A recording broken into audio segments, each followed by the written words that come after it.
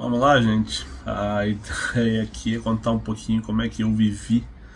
Eu vi o que eu achei, que eu pensei nesse último dia de Rafael Nadal como tenista profissional. E contar um pouquinho como é que foi o trabalho, mas como é que foi ver tudo que aconteceu, minha opinião sobre, né, um pouco de tudo que rolou durante o dia. E foi um dia difícil. Foi um dia difícil porque foi um dia longo, foi um dia de emoções. Eu acho que não escondo de ninguém que eu me emociono com né, aposentadorias, com tênis, é o esporte que eu gosto. São atletas que eu admiro demais. Foram 3 aposentadorias grandes recentemente, né? A do Murray, a do Federer antes, né? E agora do Nadal. E são coisas que sempre mexem com a gente, né? E eu comecei a trabalhar no tênis, com tênis, mais ou menos na época do começo da carreira desses caras, né?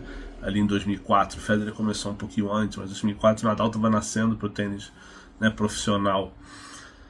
Murray um pouquinho depois, Djokovic um pouquinho depois também, mas meio que a minha carreira, digamos assim, como jornalista acompanhando o tênis, tem muito a ver com a ascensão e queda desses caras, né? Ela meio coincidiu temporalmente. E essa terça-feira ela começa assim muito forte, porque eu acordei, eram 6 e alguma coisa, 6h40. E como eu trabalho para uma empresa que é baseada na Europa, eu tô sempre atrás no fuso horário, então a primeira coisa que eu faço levantando da cama é olhar o celular para ver se tem alguma coisa urgente que precise ser tocada, né? Antes de eu fazer qualquer outra coisa. E não tinha, felizmente, mas tinha uma mensagem de um amigo meu, que é um companheiro de trabalho, mas que virou um amigo, um parceiro para tanta coisa, que é o Eloy Silveira, que já cobriu tênis também, hoje trabalha comigo em outras empreitadas. E era o link. Tá difícil, né? Tá difícil de falar. Era o link pro post do Federer. E eu lembro que eu tava no banheiro. Eu sento no vaso. Calma, gente, tampa fechada, tá? Eu sento pra ler, escovando o dente. E, cara, eu desabo ali. Eu desabo.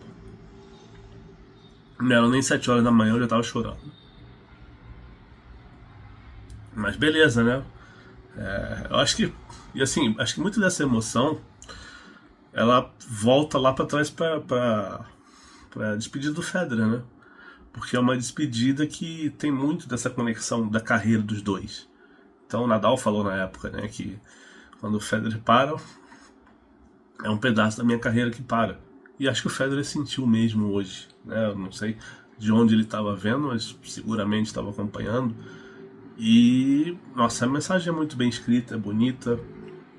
Ela toca na rivalidade, toca em tudo que os dois fizeram juntos e que ajudou o tênis a crescer e a ser o esporte que é hoje, mais do que era 20 anos atrás.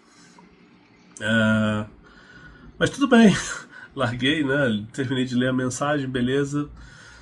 Terminei de escovar o dente, organizei minhas coisas, botei meu laptop e comecei a, né, tratar das coisas do dia.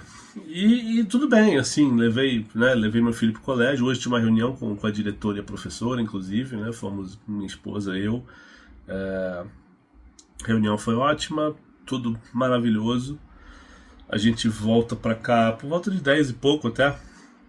E o dia tá correndo bem, né? Eu tenho o hábito de, nesses dias, não olhar muito pro que tem que fazer, pro que vai acontecer antes do necessário. Eu já sabia que podia ser um dia longo, porque o Nadal fazia o primeiro jogo 1 da tarde e eu podia ter que esperar até o fim do jogo de duplas para saber se ia ser aposentadoria ou não. E acabou que foi isso que aconteceu. Então a ideia de manhã era me poupar emocionalmente do que vinha pela frente. Eu sei que esses dias são fortes, eu sou um cara chorão, me emociono fácil. E essas 3 aposentadorias eu sabia que todas iam mexer comigo. Mas o dia correu bem, e eu saio do almoço para sentar aqui no laptop. Né? Nesse meio tempo eu tinha terminado duas matérias que eu tinha preparado para o UOL. Uma sobre a premiação, né, que o Nadal ganhou na carreira e dentro e fora de quadra, que vai pro ar quarta-feira de manhã, ou já foi pro ar, dependendo de quando você estiver vendo isso.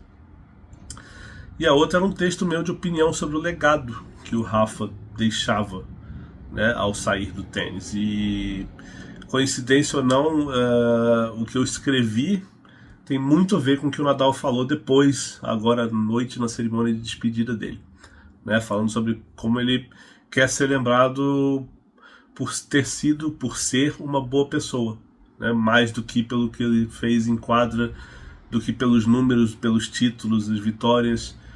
E ele até fala que esse carinho todo que ele recebe no mundo, se fosse só pelas vitórias, não seria tão grande. E eu concordo plenamente com isso, sabe? Acho que não é nem questão de concordar ou discordar, porque é muito fácil de ver, muito fácil de enxergar isso, sabe? Porque por mais que a gente olhe para todos esses caras grandes e de todos os esportes, os maiores são sempre as melhores pessoas.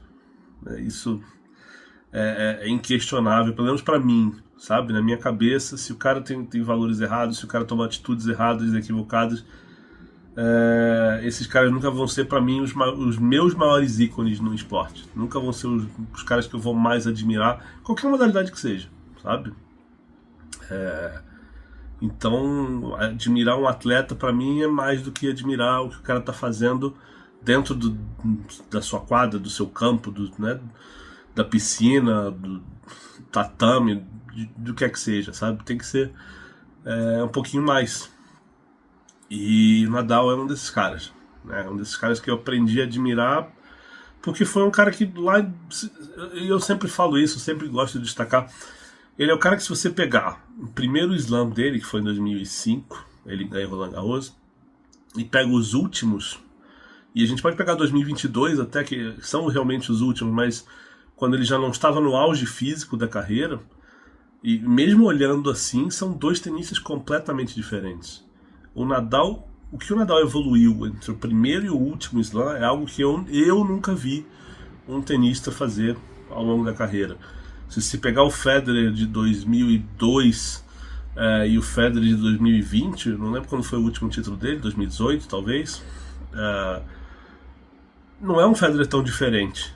Continua sendo um Federer espetacular, mas não é um Federer tão distinto, tão distante do que ele fazia, da maneira que ele jogava lá atrás, sabe?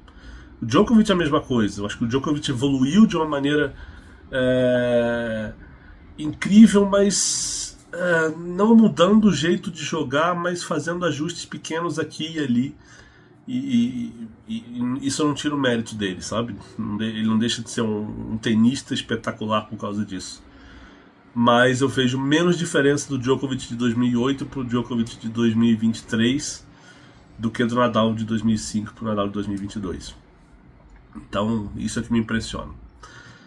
Mas voltando pro meu dia, aí começa a partida, né? Eu saio do almoço, sento aqui no laptop, abro o streaming e começo a ver o jogo. E talvez tenha sido a parte menos interessante, menos legal do dia, porque o Nadal não jogou bem, né? Não estava com a velocidade, não estava com a explosão, não estava com a precisão. É um tenista que, como ele fala, não consegue treinar com a intensidade, com a frequência como ele gostaria para estar no nível que ele precisaria para competir, para ser competitivo no nível que ele gosta. Então é duro ver o Nadal assim, né, tão abaixo do que a gente se acostumou a vê-lo e se apaixonou por ele. É muito diferente. E eu acho que a gente, né, de modo geral, fãs de tênis, não estou falando de mim, porque eu ouço muitos relatos nesse sentido, a gente nessas aposentadorias, seja de quem for, né, posso voltar até a aposentadoria do Agassi, que foi um grande ídolo meu, lá em 2006, a gente meio que cria uma fantasia, a gente meio que quer se iludir, quer se enganar nessas últimas apresentações. A gente quer sempre acreditar que o cara pode fazer mais do que ele realmente é capaz de fazer naquele momento, porque a gente viu ele fazer coisas extraordinárias, ele ou ela, né? Com Serena Williams é outro exemplo. Então a gente sempre entra num jogo desse, a gente se envolve emocionalmente acreditando que pode acontecer o que é quase um milagre. mas não acontece, né? Não aconteceu com o Federer, não aconteceu com o Murray e agora com o Nadal. Foi uma apresentação ruim, né? Comparado com tudo que ele já fez. Então, talvez tenha sido a parte menos legal do dia, porque é realmente chato, dá uma dor, né? Provoca uma dor em algum lugar. E eu não estou falando isso como um sentimento ruim, ou querer culpar o atleta, ou sabe, ou querer... Ou não, nem estou sugerindo que ele deveria ter parado antes, porque tem muita gente que fala isso, né? Ah, deveria ter parado antes para não se sujeitar a esse tipo de coisa e tal. Eu não acredito nisso, sabe? Eu acho que cada atleta escolhe o seu tempo, escolhe o seu horário, dependendo das circunstâncias que está vivendo, né? E o Nadal foi forçado agora porque a lesão no quadril tira um pedaço de um músculo ali que não permite que ele volte a ser o atleta, né, de antes. Isso é o que ele fala na coletiva agora da Copa Davis, eu não estou inventando nada. É tudo o que ele fala. Então, quando a gente vê esse atleta num momento de fragilidade, sempre causa uma dor, um desconforto, é uma sensação ruim, né? Mas é uma sensação ruim que é para ser aquela, sabe?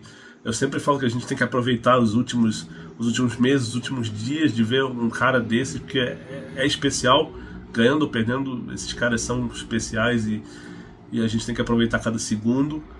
E eu acho que se valeu por alguma coisa, esse jogo de hoje valeu pela mini reação que ele tem ali no segundo set. Quando fica 4-1, ele devolve uma quebra, depois provoca um 30 iguais, erra uma devolução por pouquinho, que podia ter ficado um 30-40 ali, e de repente voltava no jogo. Mas de repente quem está falando aqui é o Alexandre apaixonado que imagina um roteiro que, né, podia ter sido mágico, dele empatar ali, de repente conseguir vencer aquele set no tie-break, forçar um terceiro e jogar melhor. Quando a realidade talvez seja muito mais cruel do que isso, muito mais dura e acho que talvez mesmo se ele ganhasse o segundo set seria difícil manter um nível alto, porque nada até ali indicava que ele, né, venceria a partida. Então, acho que essa é a parte chata de ver, sabe? Mas, e aí veio o jogo do Alcaraz, que foi muito legal, mas assim, eu tive que acompanhar porque existia a possibilidade de o Alcaraz perdendo ali pro Griekspoor, o Nadal, né, ter a aposentadoria decretada ali, e se acontecesse isso não teria jogo de dupla, já teria cerimônia ali no momento. Mas o Alcaraz faz um jogaço, né? Depois que ele tem um game ruim no primeiro set, o jogo fica 4-2, e depois ele acha que ele se solta, deslancha, a torcida vai, ele vai junto. Nadal na beira da quadra, inclusive, já tinha saído da coletiva dele. Eu já tinha lido as declarações da coletiva dele nesse momento e vinha muitas frases, né? Depois eu baixei o vídeo da coletiva e fiquei vendo junto com o jogo do Alcaraz, mas muitas frases dele no sentido de que se ele fosse o capitão, ele não se escalaria para o jogo seguinte de simples, sabe? Óbvio que ele não culpa o Ferrer, não condena o Ferrer de maneira alguma por tê-lo escalado. Ele inclusive diz que parecia estava treinando melhor e parecia que, né, e ele acredita que o Ferrer realmente achava que o que o Nadal vinha mostrando nos treinos seria suficiente para ter uma chance de ganhar a partida, o que, né, na prática não aconteceu. Então depois ele acaba falando isso, né, que não se escalaria para outro jogo de simples se continuasse, né? Ia continuar trabalhando durante a semana e tal. A Espanha jogaria a semi só na sexta-feira, então ele teria aí pelo menos 2 dias para descansar, treinar e a Espanha, né, medir suas opções, mas acabou que não aconteceu. E o Alcaraz vence, um jogo bacana e tal, e vem um jogo de duplas que também foi um jogaço. Aliás, acho que foi o melhor jogo do dia, porque o Koolhof fez uma partidaça. A partir ali do 4-4 do primeiro set, o Koolhof ele sobe de nível, e aí o jogo vai com ele, né? Ele desequilibra, ele abre o tie-break do primeiro set já com linhas de devolução, se não me engano, no saque do Alcaraz, o saque aberto, ele mete uma paralela. Ele desequilibra ali, ele ganha rallies, ele faz voleios difíceis, né? Tem um momento de queda ali no começo do segundo set, que a Espanha chega a abrir 3-1, 4-2, mas o saque do Granollers é quebrado ali. E aí fica 4-4, os espanhóis foram pressionados no fim do set, o Alcaraz sai de um 0-30, o Granollers sai de um 15-30, vai pro tie-break, e de novo o Koolhof desequilibra, e o jogo, né, acaba indo para a Holanda. E acho que muita gente não sabia, ou não sei se a transmissão falou aqui no Brasil. Eu estava vendo o jogo por um link da ITF. Mas o Kohlhoff também anunciou que vai se aposentar no fim dessa Copa Davis. Então uma derrota ali seria a última partida da carreira dele. E acabou que não foi. E foi uma partidaça dele. Isso, assim, né? Dá uma sensação de raiva, porque óbvio que eu estava torcendo para a Espanha, porque eu queria que o Nadal tivesse uma outra chance de entrar em quadro, talvez na dupla. Né? Como eu falei antes, acho que isso é uma coisa meio utópica, vem meio de um sonho, vem meio de uma ilusão do torcedor, de achar que esse último milagre é sempre possível. E até o formato da Copa Davis hoje não, ou em qualquer momento, ele dava essa opção, essa possibilidade de o Nadal se aposentar com uma vitória, porque podia acontecer dele ganhar o primeiro jogo do confronto, de repente o Alcaraz perde, a dupla perde e ele se aposenta tendo vencido o último jogo, né? Como poderia ter acontecido com o Federer naquela Laver Cup e não aconteceu.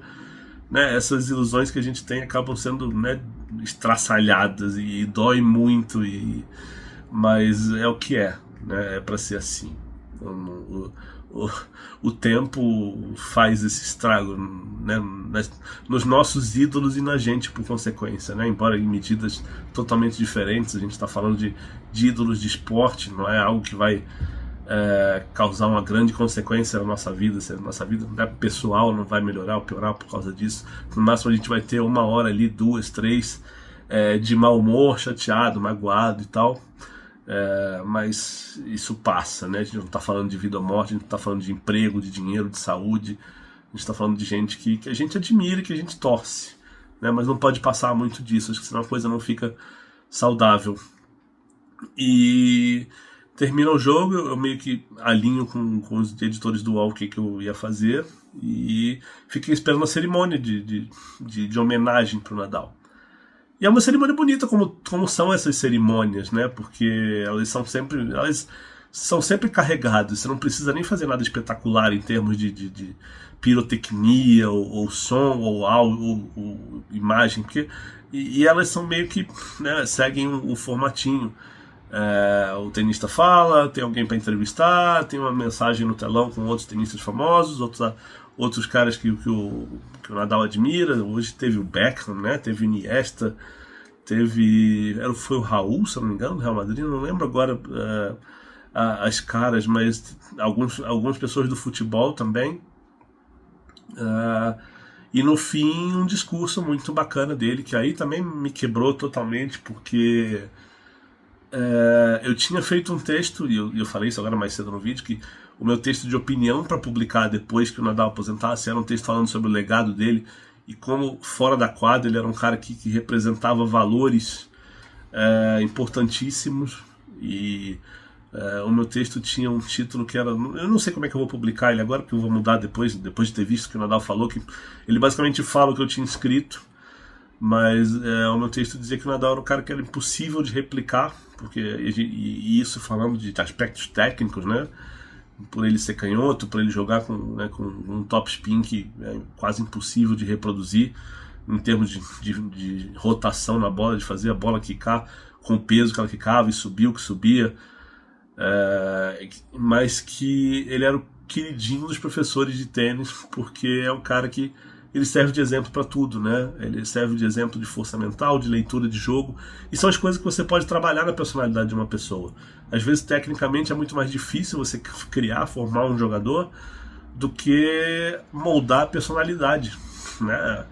Ensinar para o cara que ele tem que ler o jogo, que ele tem que mentalmente se comportar de tal maneira que você não pode desistir, que se você trabalhar todos os dias você vai evoluir. E o Nadal ele é a prova viva de tudo isso que um treinador pode querer ensinar para um atleta, né? Porque o Nadal foi um cara que ele, como eu falei antes, ele evoluiu absurdamente do primeiro para o último slam.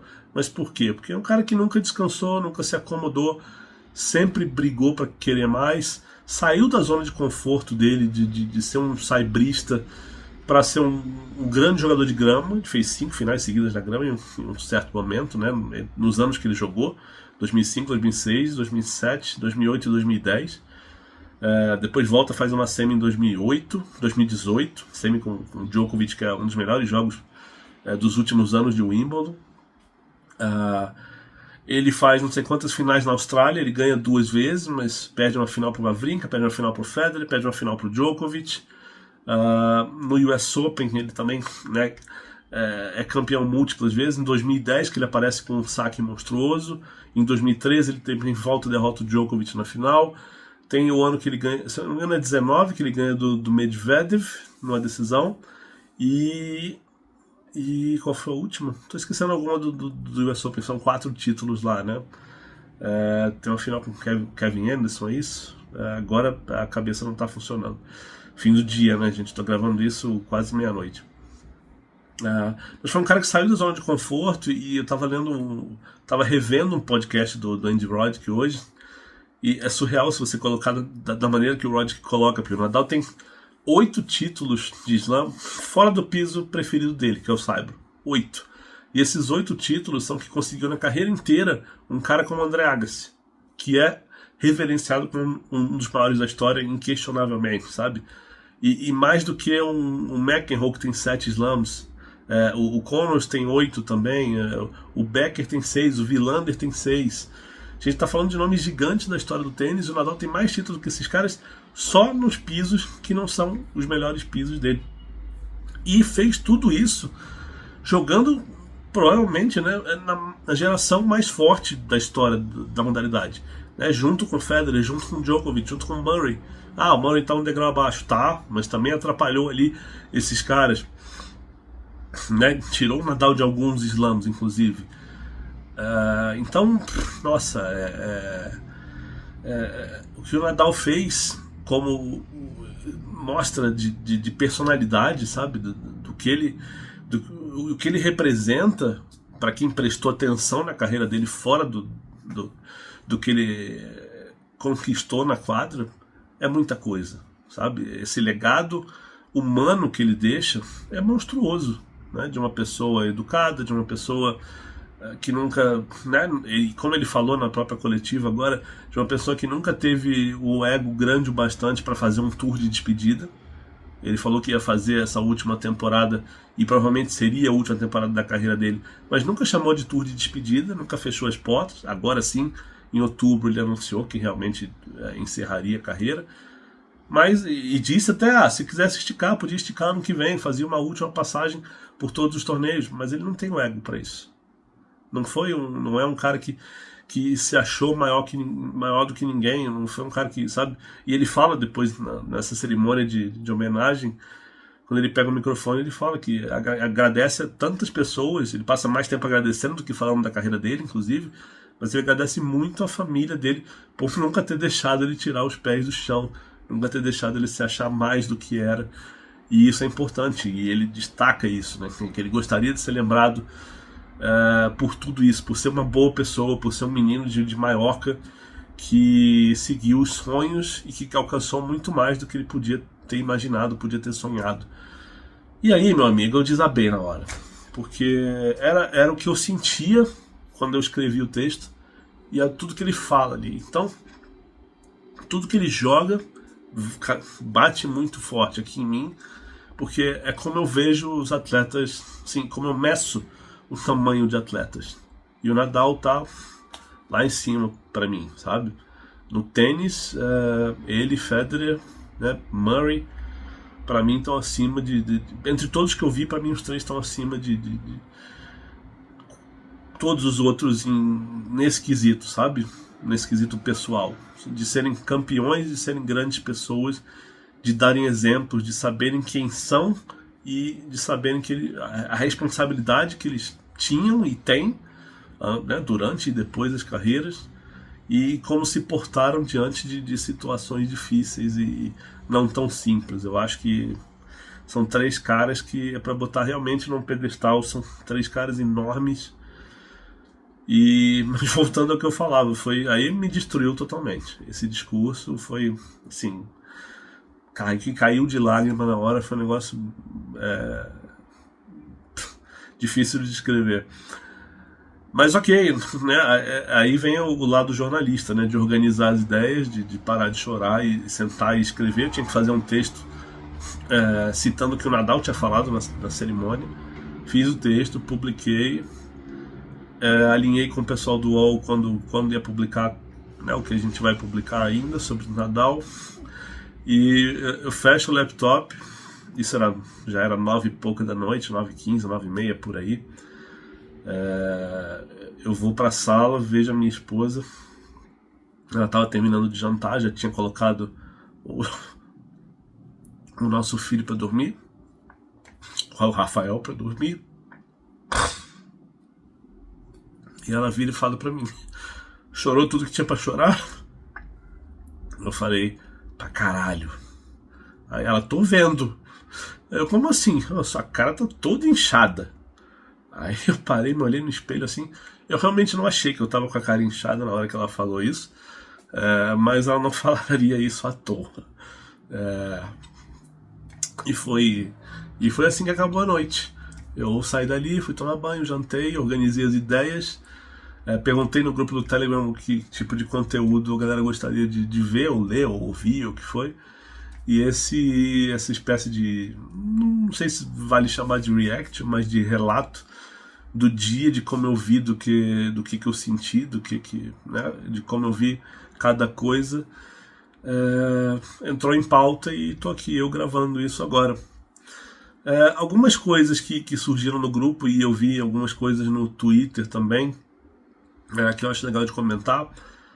Uma é que acho que foi a Bruna que perguntou se não teria sido melhor a Espanha escalar o Nadal para as duplas, de repente Bautista Agut nas simples e o Alcaraz na outra simples, né? Mas acho que eu falei disso um pouquinho antes aqui nesse vídeo também. O Nadal disse que estava treinando melhor, não conseguiu jogar no nível que ele estava treinando. Então, de repente, o Ferrer, o capitão da equipe, viu o Nadal treinando, achou que era, né, o Nadal estava com nível suficiente para ganhar e botou ele em quadro. E também, vamos combinar, a posição do Ferrer é difícil, né? Todo mundo comprou ingresso para ver o Nadal se despedir. Você imagina se a Espanha perde esse confronto hoje e o Nadal nem entra em quadro? Ou se a Espanha perde por causa do Nadal no jogo de dupla, talvez fosse um pouquinho mais dolorido. E talvez o Ferrer fosse um pouquinho mais questionado. Porque se vai 1-1 para dupla e o Ferrer escala Nadal e Granollers, que é o melhor duplista do grupo, e essa dupla perde, aí vai nas costas do Ferrer, né?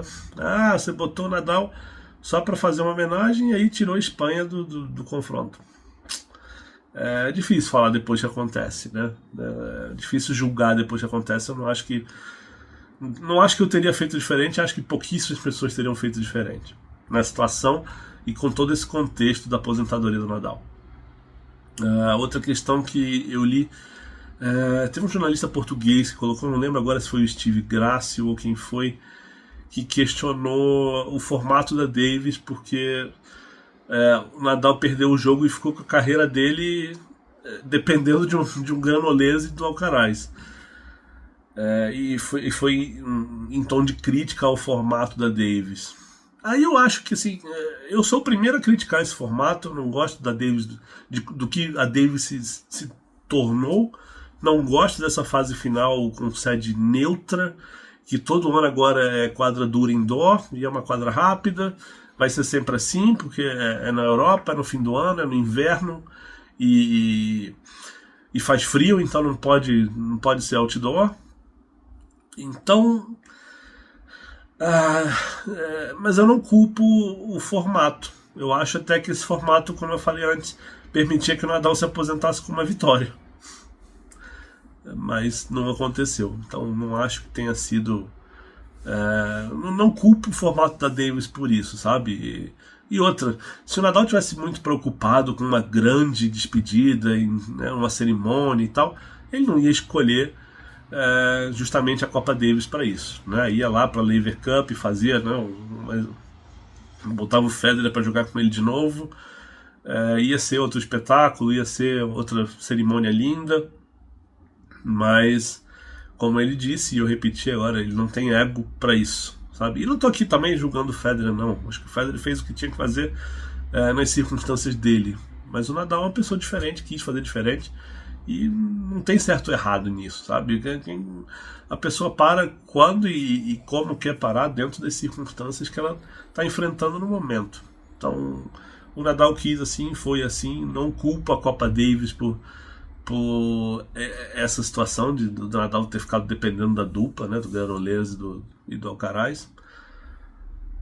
Mas foi o que foi, né? E achei até bacana estar vendo o jogo de duplas, que foi um jogo muito legal, e ao mesmo tempo tá vendo o Nadal na beira da quadra, porque ele estava lá vibrando com a equipe, torcendo, falando com o Ferrer, dando dica, dando opinião.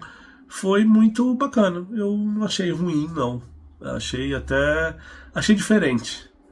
Não é a aposentadoria típica que a gente vê de um tenista, mas teve a cerimônia bem típica, né, com mensagem no telão, com ele falando, e ele falando coisas muito bonitas, que, repito, foi o que me quebrou no fim da noite. E acho que esse é o meu relato, gente. Não tem mais muito o que falar. Esse foi o meu dia. Espero que quando vocês vejam e vocês compartilhem comigo, seja no grupo do Telegram, seja no YouTube, onde esse vídeo vai parar eventualmente, seja em qualquer outra rede. Digam o que vocês sentiram, como é que vocês viveram esse último dia, e vamos dividir essas emoções aí. Não me deixem chorando sozinho, tá bom, gente? Um abraço e até a próxima.